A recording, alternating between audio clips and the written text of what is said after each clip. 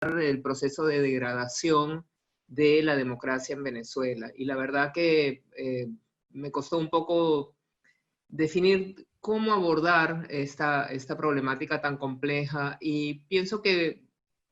encontré una solución que me parece que puede ser bastante pedagógica y que puede ayudar a comprender todo este proceso de progresiva degradación de la democracia en Venezuela. Bueno, como todos ustedes saben, Venezuela tuvo un orden democrático durante 40 años, tuvimos elecciones, tuvimos respeto a los derechos humanos, tuvimos separación de poderes, tuvimos alternabilidad en el gobierno, y esto ocurrió entre el año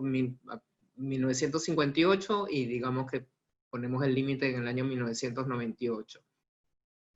Entonces, obviamente no se trataba de una democracia perfecta, tenía muchos defectos, por supuesto, pero básicamente tenía los elementos fundamentales de una democracia. Entonces, el punto de partida para el examen de hoy va a ser tomar una definición de la democracia y analizar Venezuela desde la óptica de esa definición de democracia y ver cómo esos 4 pilares de lo que debe ser una democracia se han ido degradando progresivamente a lo largo de estos 20 años. Yo voy a tomar la definición de democracia que aportan 3 politólogos norteamericanos muy sólidos que han hecho mucha investigación sobre América Latina, y que son Scott Mainwaring, Daniel Brinks y Aníbal Pérez Liñán. Bueno, Aníbal en realidad es argentino, pero ha hecho toda su carrera en Estados Unidos. Ellos señalan que para que se pueda considerar que un régimen es un régimen democrático, este régimen debe cumplir estas 4 condiciones. La primera condición es que se promuevan elecciones competitivas para seleccionar los cargos ejecutivos y legislativos satisfaciendo los requisitos de libertad y equidad. Es decir, que haya elecciones que sean competitivas, libres, equitativas, lo que hoy en día se denomina como preservar los criterios de integridad del proceso electoral. En algunas definiciones muy estrictas de democracia, este sería el único criterio, que haya elecciones repetidas, sistemáticas, que cumplan estos requisitos. La definición de Mainwaring, Pérez Liñán y Brinks amplía el concepto de democracia más allá del cumplimiento, digamos, mínimo y estricto de elecciones con ese tipo de carácter. Le agrega una segunda condición, que es que se permite la inclusión política y socioeconómica de todos los ciudadanos adultos mayores de edad. En particular, la inclusión política, es decir, que no haya criterios de exclusión por definición de ningún mayor de edad. Como ustedes saben, lo que hoy en día se acepta como principio universal, vamos a decir, o principio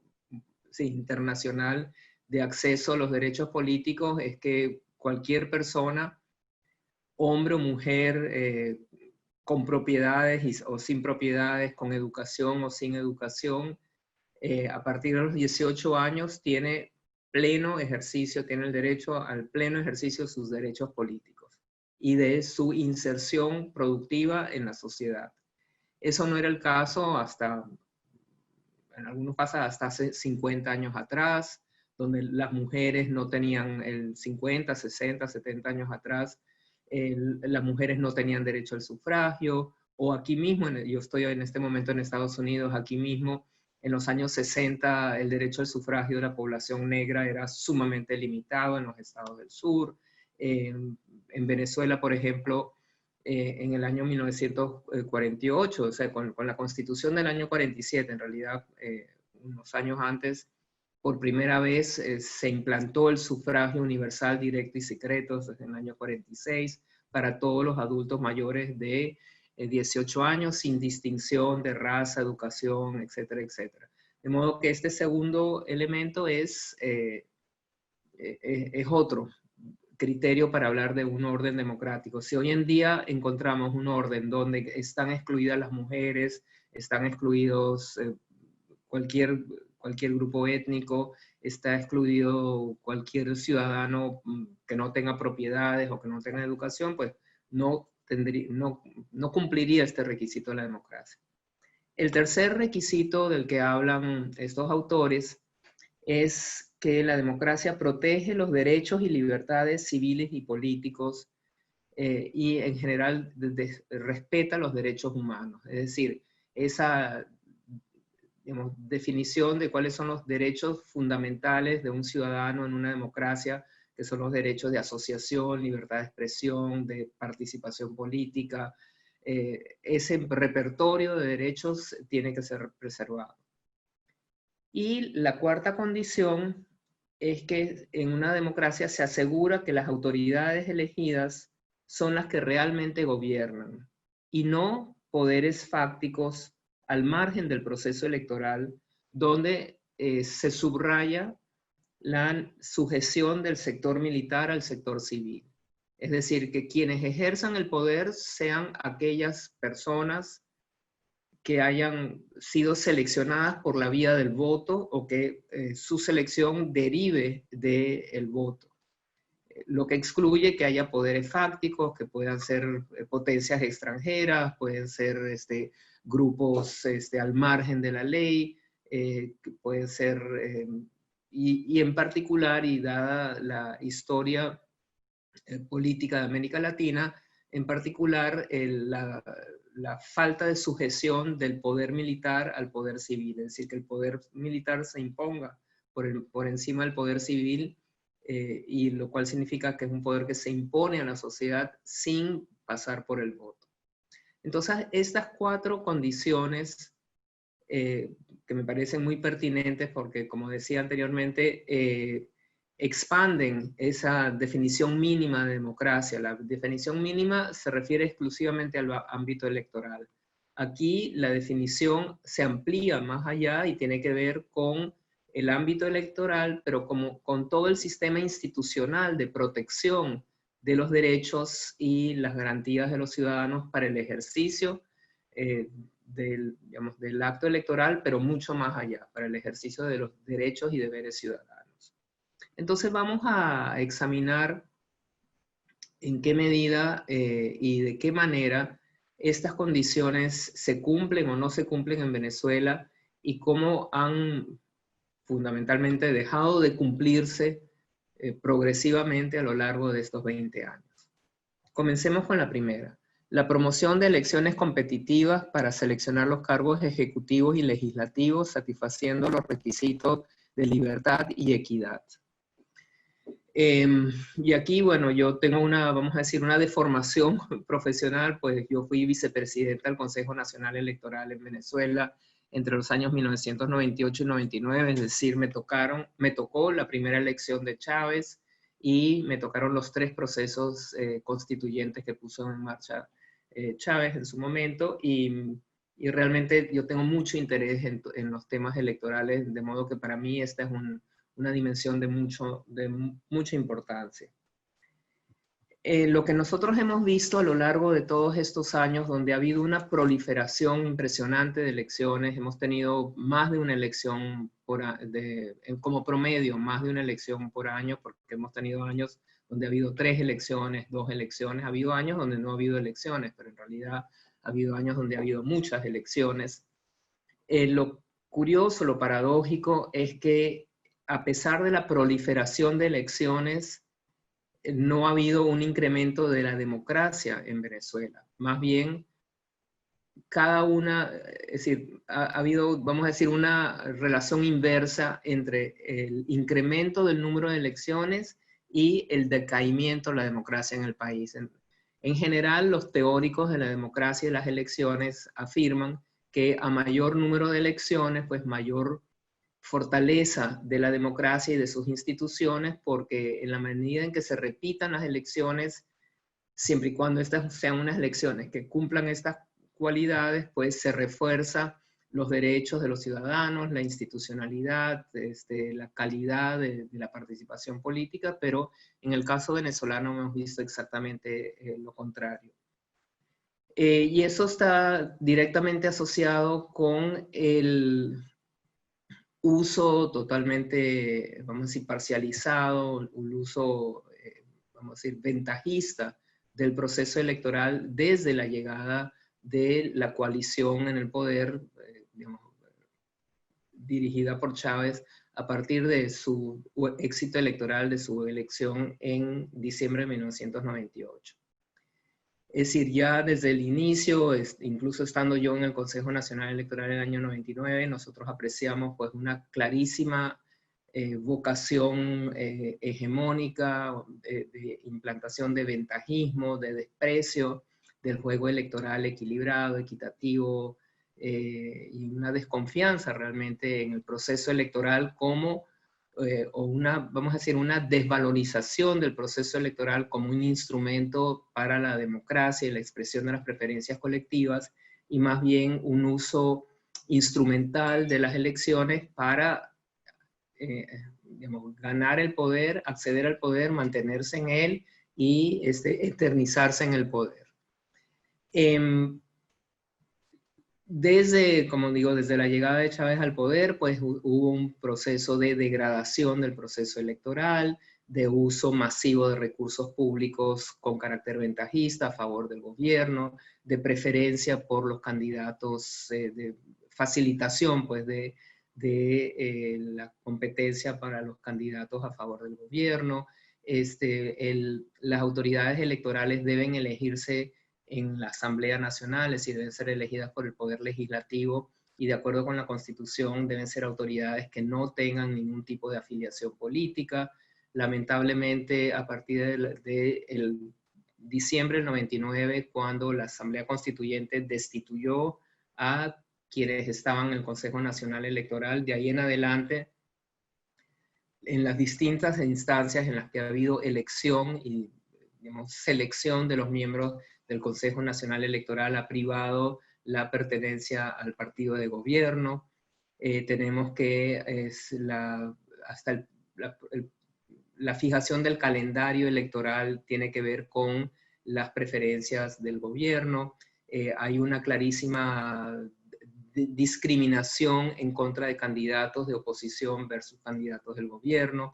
e incluso también discriminación en contra de los electores que votan a favor de la oposición versus los electores que votan al gobierno. Hubo el famoso caso cuando el referendo revocatorio del año 2004, 2003-2004, cuando los electores que firmaron a favor de la convocatoria al referendo revocatorio en contra del presidente Chávez, lo cual es un derecho garantizado en la Constitución,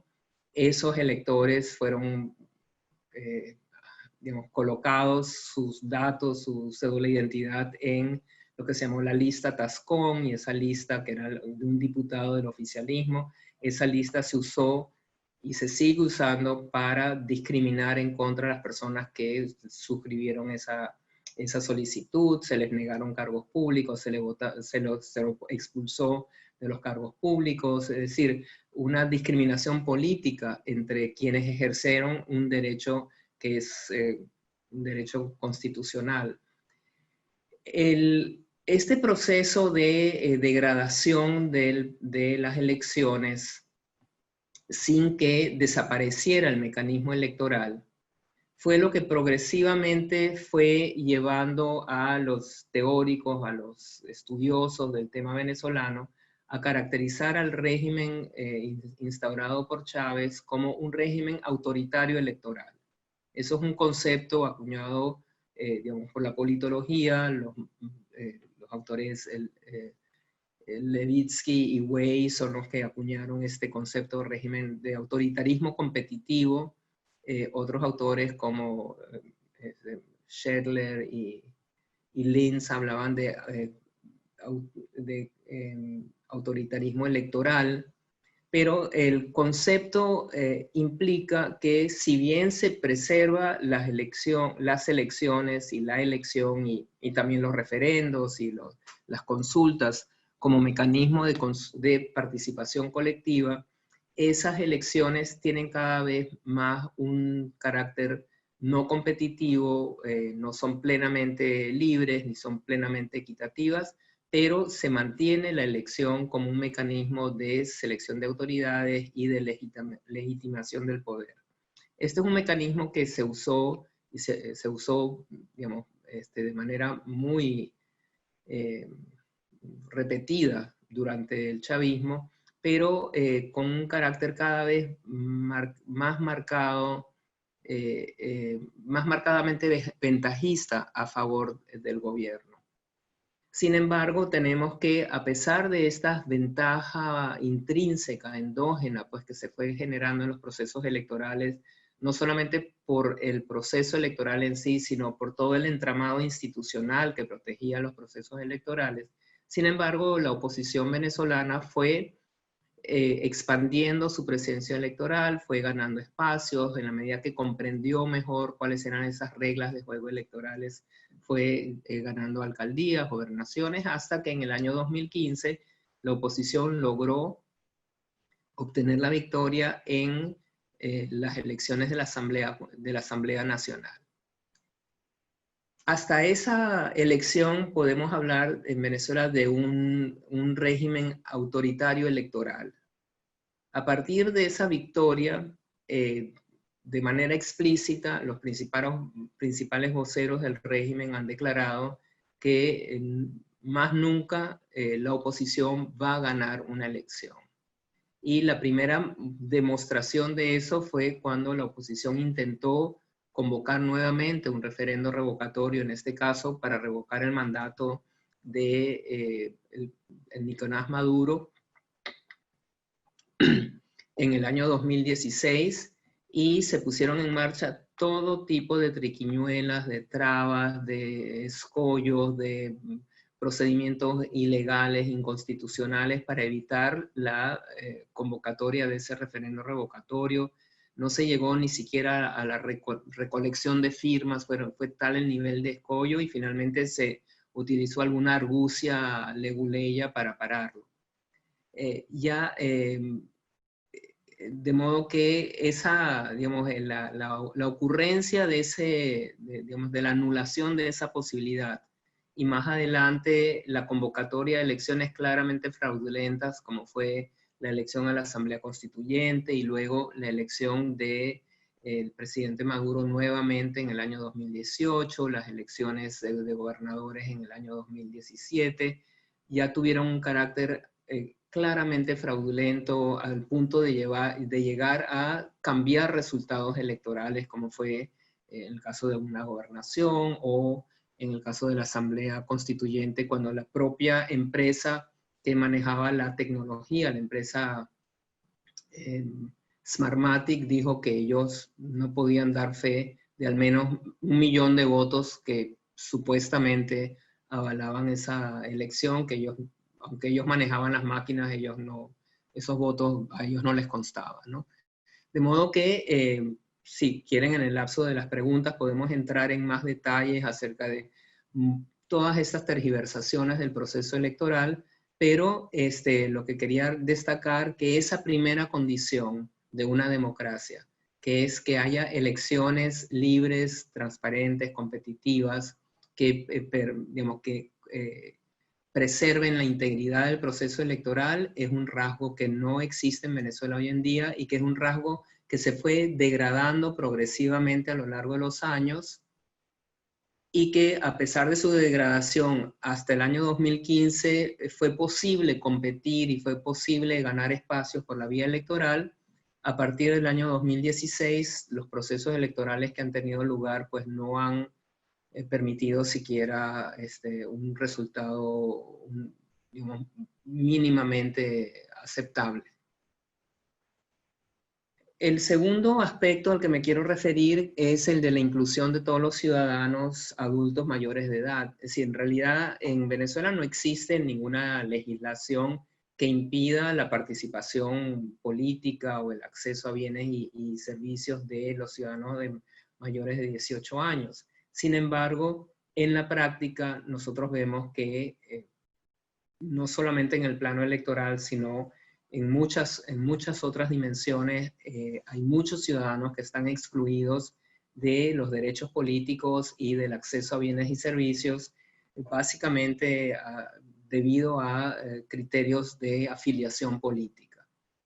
Y ustedes que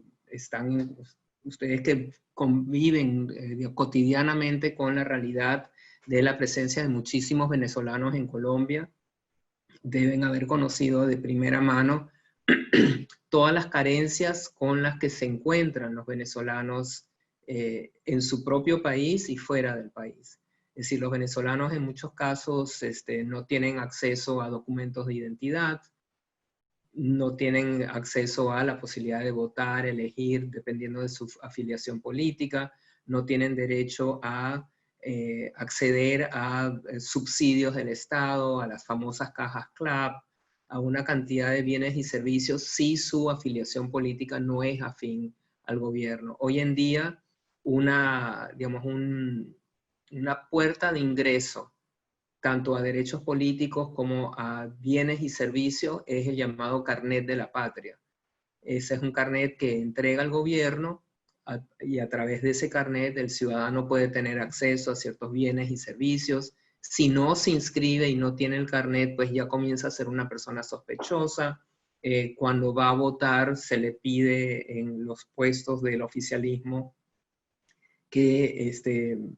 pase el carnet para ver si efectivamente votó. No se puede saber por quién votó, pero hay ese tipo de presión. De modo que esta condición de igualdad del ciudadano ante la ley y ejercicio pleno de derechos y de acceso a bienes y servicios de parte del ciudadano está severamente mutilada, severamente tergiversada en Venezuela hoy en día y realmente no hay equidad y no hay igualdad de acceso a bienes y servicios y derechos políticos para los ciudadanos, digamos, para todos los ciudadanos. Hay un claro criterio de discriminación política en virtud del cual unos ciudadanos tienen de facto más derechos que otros, aunque no hay ninguna ley, vamos a decir, ni ninguna disposición constitucional que impida, digamos, que legalmente establezca esta discriminación, pero sí existe una discriminación de facto. El tercer aspecto se refiere al ejercicio pleno de los derechos civiles y políticos, los derechos humanos, civiles y políticos. Esta es una dimensión de la democracia que ha sufrido, yo diría, como la mayor degradación a lo largo de todos estos años.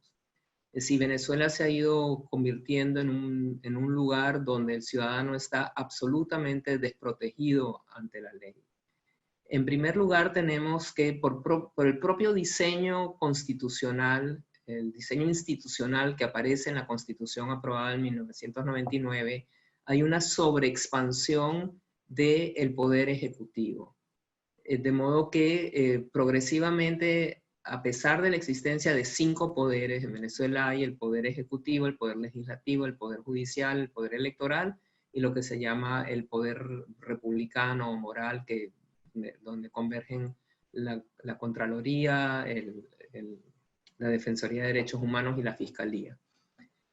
A pesar de que existen 5 poderes y uno podría decir, bueno, hay 5 poderes, debe haber mucho más balance, mucho más equilibrio y mucha más separación de poderes, en Venezuela la realidad es que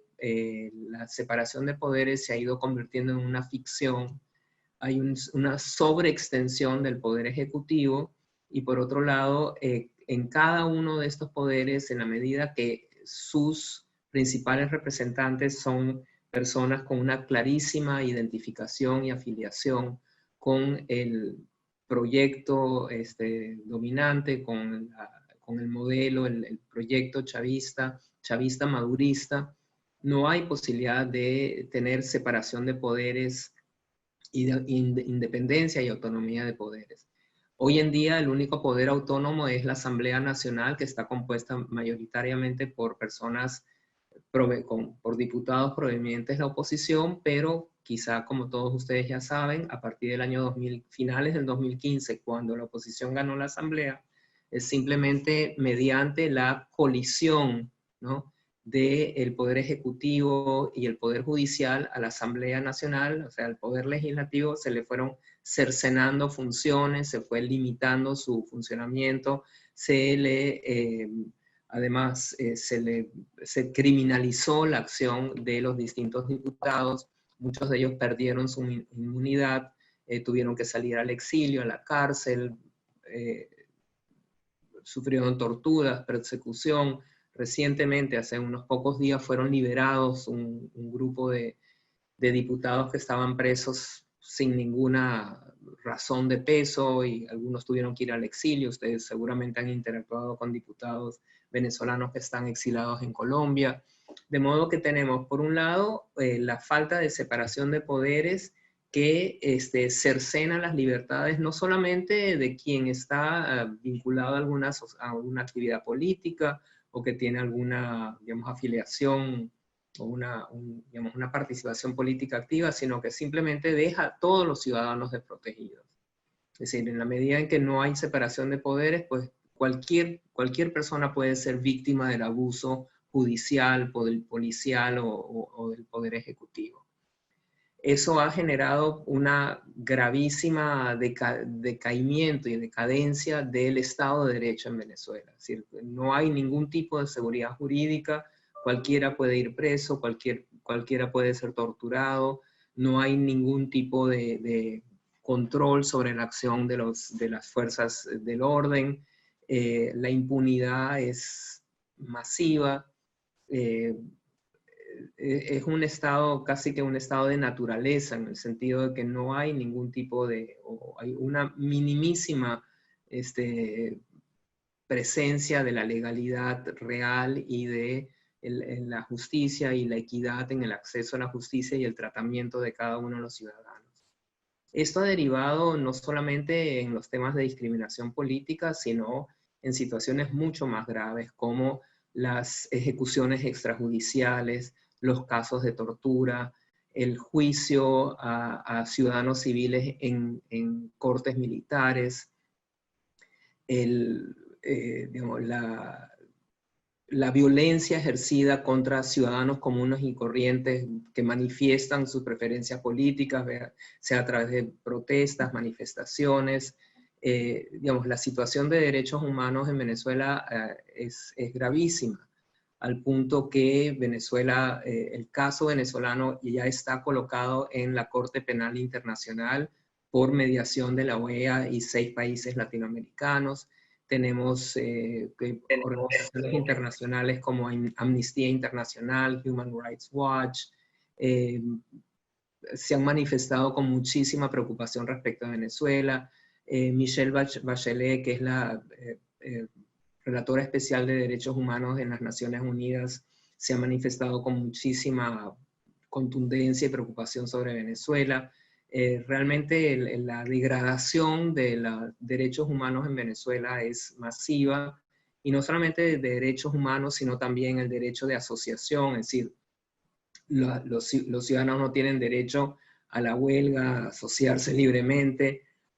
el derecho a la libertad de expresión, a la libertad de información, se ha ido coartando, digamos, predomina en los medios de comunicación la censura. Es decir, tenemos una situación realmente gravísima en materia de derechos humanos. Les voy a leer algunos textos de algunas de las,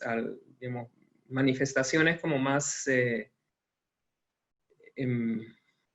manifestaciones, vamos a decir, de algunos de los, vamos a decir, comunicados y expresiones de algunas de las organizaciones más importantes de derechos humanos de los últimos años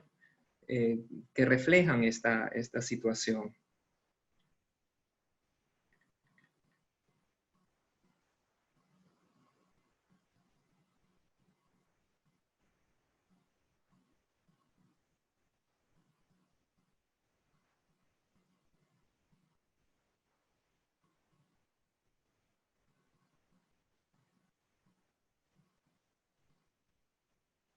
Bueno, no sé por qué no está bajando. Ya llegará. Pero en todo caso, es decir, Venezuela, las organizaciones no gubernamentales de Venezuela acuden con regularidad a la Comisión Interamericana de Derechos Humanos a reportar los casos de violaciones de derechos humanos. La Comisión Interamericana, que produce un reporte anual acerca de la situación de derechos humanos en la región, ha colocado a partir del año 2009 o 10, ha colocado a Venezuela en lo que se llama el capítulo 4, donde están las mayores violaciones de derechos humanos en la región. Es decir, es una situación terrible. Muchas de las personas que salen de Venezuela salen huyendo justamente de ese abuso sistemático e incontrolable que existe en el país, donde un ciudadano común y corriente simplemente está desguarecido frente a los abusos de poder.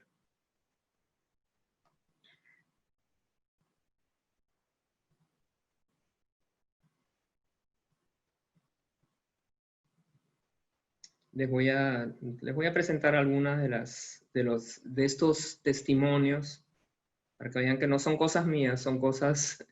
digamos, que organismos muy serios están documentando. Los relatores de libertad de expresión de las Naciones Unidas de la Comisión Interamericana y la Comisión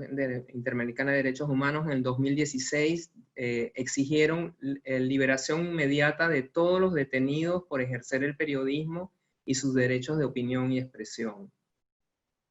Comité contra la Tortura en el año 2004 de las Naciones Unidas. El comité muestra su consternación ante informaciones que denuncian el extendido patrón de ejecuciones extrajudiciales por parte de grupos policiales o parapoliciales. El comité expresa su alarma ante informaciones concurrentes que denuncian actos de tortura y malos tratos de personas arrestadas en el marco de las manifestaciones. Dichos actos incluirían palizas, descargas eléctricas, quemaduras, asfixia, violación sexual y amenazas. En la Comisión Interamericana de Derechos Humanos en el 2017, quienes han buscado actuar para cambiar la crítica situación que vive Venezuela han encontrado como respuesta un Estado que reprime fuertemente las manifestaciones públicas y protestas sociales. Se documentaron severas restricciones al derecho a la libertad de expresión en el país, que incluyen censura y cierre de medios de comunicación, ataques a periodistas y en general patrones de hostigamiento y criminalización de quienes emiten opiniones políticas y difunden información que no encuentra aprobación estatal.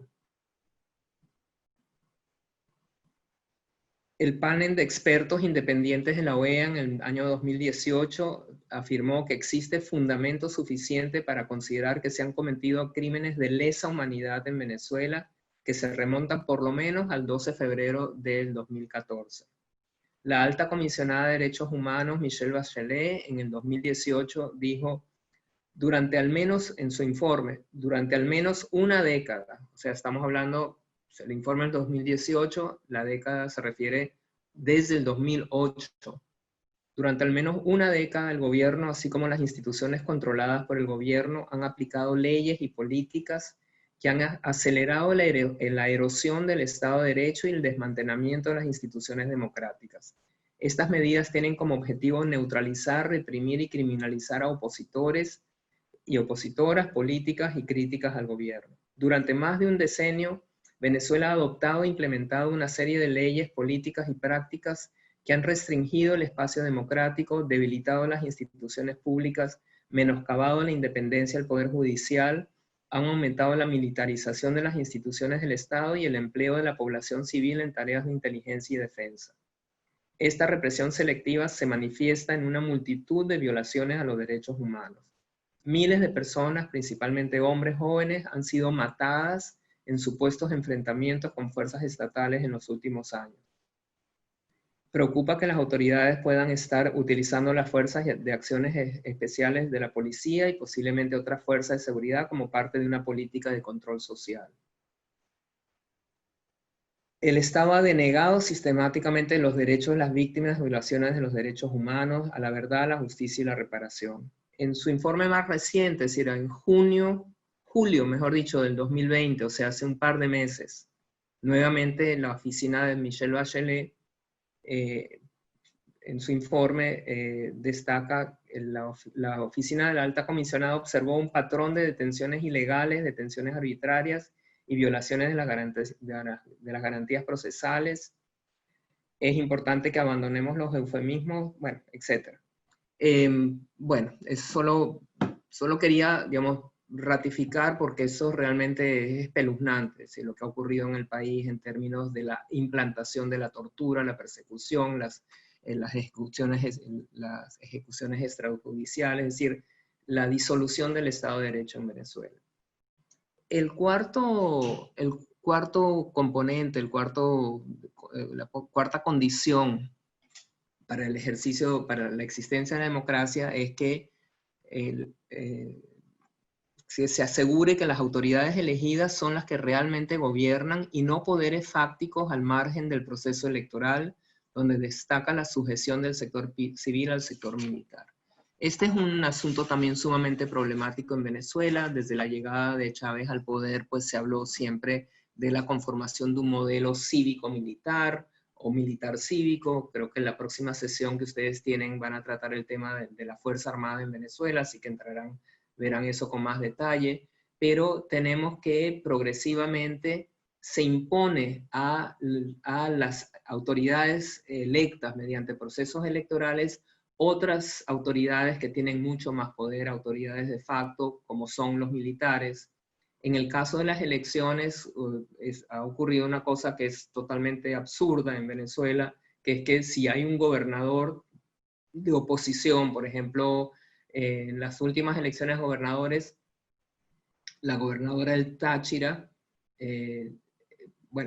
salió una gobernadora, la gobernadora del Táchira, Lady Gómez, del partido Acción Democrática. Entonces el gobierno nombró a un protector del Táchira, que es Freddy Bernal, que se superpone a Lady Gómez y es el que realmente, desde el punto de vista del gobierno, es quien ejerce las funciones de la gobernación, toma decisiones, digamos, define políticas fundamentales para el Estado Táchira por encima de la gobernadora, que fue electa mediante votaciones. Tenemos otra dimensión donde esto que se llamaría la soberanía del voto, en virtud de la cual el ciudadano escoge sus autoridades y a través de escoger sus autoridades define políticas, está violada también a través de la presencia muy significativa de cubanos en el país que están profundamente, vamos a decir, insertados en la estructura militar y en la estructura toda la estructura de inteligencia del país, y que tienen una influencia muy grande en la toma de decisiones en Venezuela. Tenemos además que en Venezuela hay una presencia muy alta de grupos armados al margen de la ley, que también controlan amplias zonas, amplios territorios en el país e imponen la ley. Es decir, ustedes en el caso colombiano pues saben lo que eso significa, digamos, este modelo de la guerrilla colombiana en ciertas zonas pues se está replicando en Venezuela, donde tenemos al ELN, tenemos disidencias de la FARC y que controlan territorio con la anuencia del gobierno. Es decir, no es que enfrentados al gobierno, que quizá era la diferencia en el caso colombiano, sino con la anuencia, la protección y el beneplácito del gobierno. Tenemos además que en Venezuela hoy en día hay una presencia muy significativa de todo tipo de negocio ilegal, y tenemos la conversión del propio Estado venezolano en un Estado gangsteril, un Estado mafioso, donde también las principales decisiones de política, de decisiones económicas, también están marcadas por estos agentes que nada tienen que ver con el proceso electoral ni con la expresión de las preferencias colectivas, sino son poderes de facto que de hecho están moldeando todo el entramado político y económico del país. De modo que estas cuatro características, que las repito, elecciones transparentes, equitativas, libres, igualdad de derechos a todos los ciudadanos mayores de 18 años, respeto a las libertades y derechos humanos, civiles y políticos, y autoridades y toma de decisiones que deriven de los procesos electorales se han ido degradando sistemáticamente a lo largo de estos 20 años y han convergido, o sea, al retroalimentarse la degradación de estas 4 esferas han convergido en la pérdida del carácter democrático del orden político venezolano. En algún momento, hasta digamos que el 2015, pudimos hablar de un orden autoritario electoral con una gran degradación pues, de los derechos humanos, civiles y políticos, y con una cierta preservación de este carácter electoral en el ámbito político. Y a partir del año 2016, pues con toda claridad, la deriva claramente autoritaria del régimen político venezolano. Hay una discusión, pues si se trata de hoy en día podemos hablar en Venezuela de un régimen autocrático, un régimen totalitario, un régimen gangsteril. Digamos, es una discusión muy pertinente porque es muy importante caracterizar con toda claridad la naturaleza del régimen, pero hoy en día nadie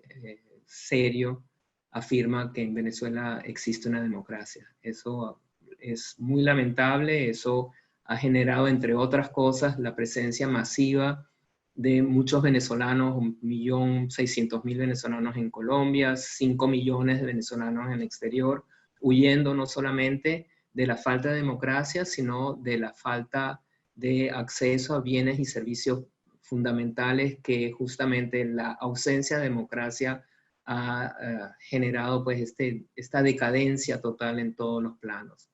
De modo que, y como, digamos, como quería, digamos,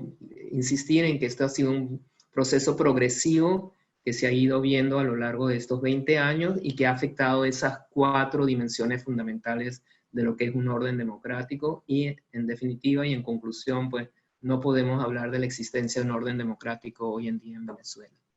Muchas gracias.